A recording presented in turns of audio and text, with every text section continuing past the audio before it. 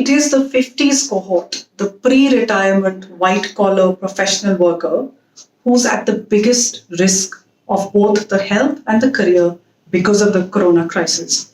The young will recover, but this cohort has a lot of risks ahead in the next few years.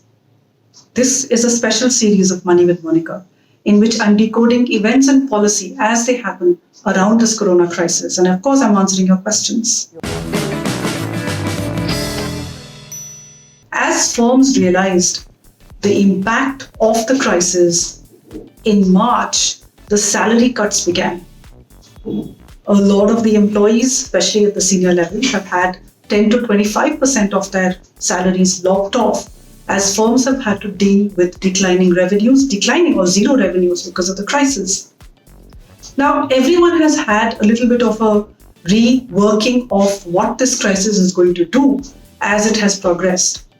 And by the beginning of May, it did become clear that this is not a crisis which is going away. We are in for a long haul. There is going to be 2 years of pain ahead, both to health and the economy. And the slowdown that we are seeing can very fast turn into a global recession. Now, firms who are not getting revenue and are strapped for cash have taken the next step and are beginning to let go of employees in large numbers. Sometimes a quarter of the workforce is let go of. The companies who are in the front line of dead revenues because of the virus have already begun. The rest of the firms are going to start soon as well.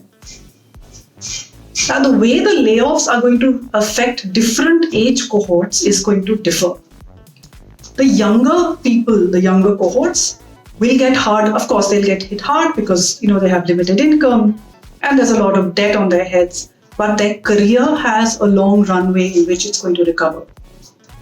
The 40-somethings still have 20 years of career left. It is this pre-retirement 50-something cohort which is at a serious risk of losing the job and the career at this moment. Let's understand a little bit why. Let's understand who this person is. I call this cohort aging, entrenched, and expensive. Aging because you are at the fag end of your 40-year career. 50s is the last stage before you hit that official retirement age of 60. Entrenched, where did that come from? The job hopping days are behind you. You found the firm that you're going to retire from, and a whole culture has developed around you in your place of work. Things have got concretized, processes, people. Your entire ecosystem reflects who you are and how you like things. You are resistant to change. You don't want to try new things. Technology as it comes may be a little frightening to you. You've almost become the person you disliked when you joined the workforce 30 years ago. And expensive? Well, yes, absolutely. That is the cohort which takes away a large chunk of the employee bill for the company. So you are an expensive resource. Now, from the point of view of the firm, unless what you bring to the table is very clear in terms of either revenue or value or expertise or whatever it is that employees bring to the table, and it can be counted. From that point of view, for a company with a back against the wall, in this crisis, you are a prime candidate for a layoff. Your salary is going to fund 2 to 3 middle management people, and unless the value proposition is very clear, you're up for the next layoff structure.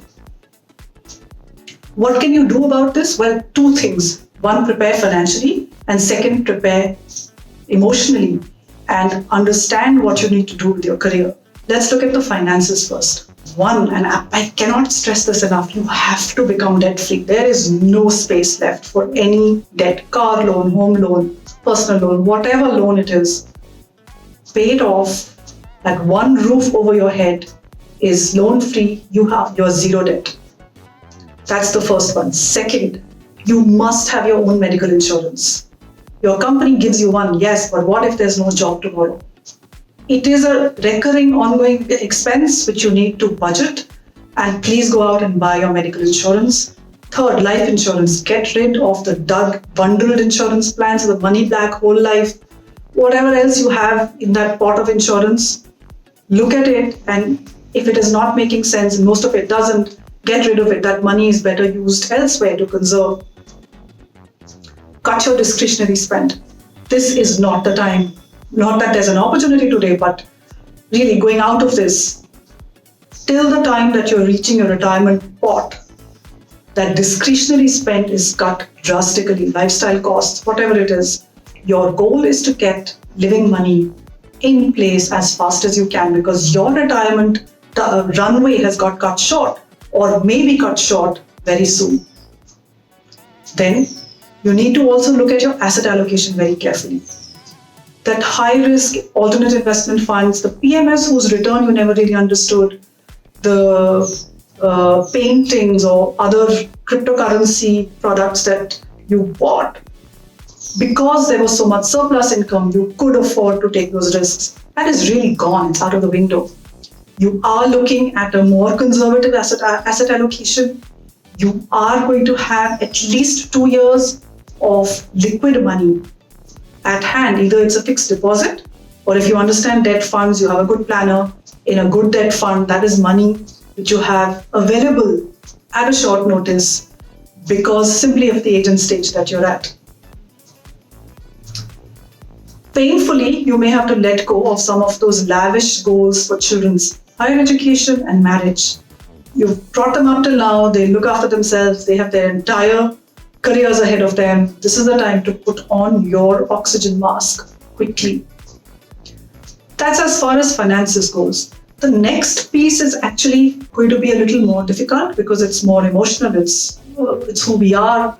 Our jobs, our place of work, our designation really define who we are. If that designation is not there, you don't know who you really are.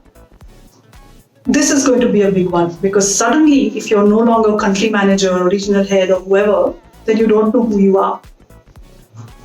If an event does happen, if a layoff does happen, you have to prepare your second career already. And a good thing to remember is that it's a good idea not to get attached to who you were in your previous job or the current job that you're in, and think of what it is that you have which people are willing to pay for in terms of expertise, in terms of work that you can do, whether it's a consultancy or something in education or consulting with a manufacturing firm. Whatever it is that you think your core expertise is in, you have to find a way to monetize it. Or it could be something completely different, something you've not done till now, but you think that there is potential ahead of utilizing that ahead. It's a good time to take that ego, wash it, hang it out to dry, because that's going to come in your way as you go back and think of yourself as really a factor of production. Because in land, labor, capital, if you don't have the capital to sustain you for the next 30, 35 years, then you're back to being labor as a factor of production and trying to generate value to sustain yourself and your family. And remember, 50s is that age where you have the wisdom of the 60s, but your energy levels are still of that 40-year-old. So it's a great time to rethink who you want to be and what you want to do. And again, these are very, very strong words, but remember, it's good to plan for the worst, hope for the best, and something in the middle will usually happen. As we get deeper into the ripple effects of this pandemic, it is a good idea to put on your oxygen mask, tighten your seatbelt, and get prepared for the next few years. The crisis is not over, and I am going to continue reporting and analyzing and advising you on how to deal with various aspects of it. I will be back soon, so please do keep writing into me at moneywithmonika@livemin.com, and I will take your questions. Till next time, stay healthy and stay wealthy.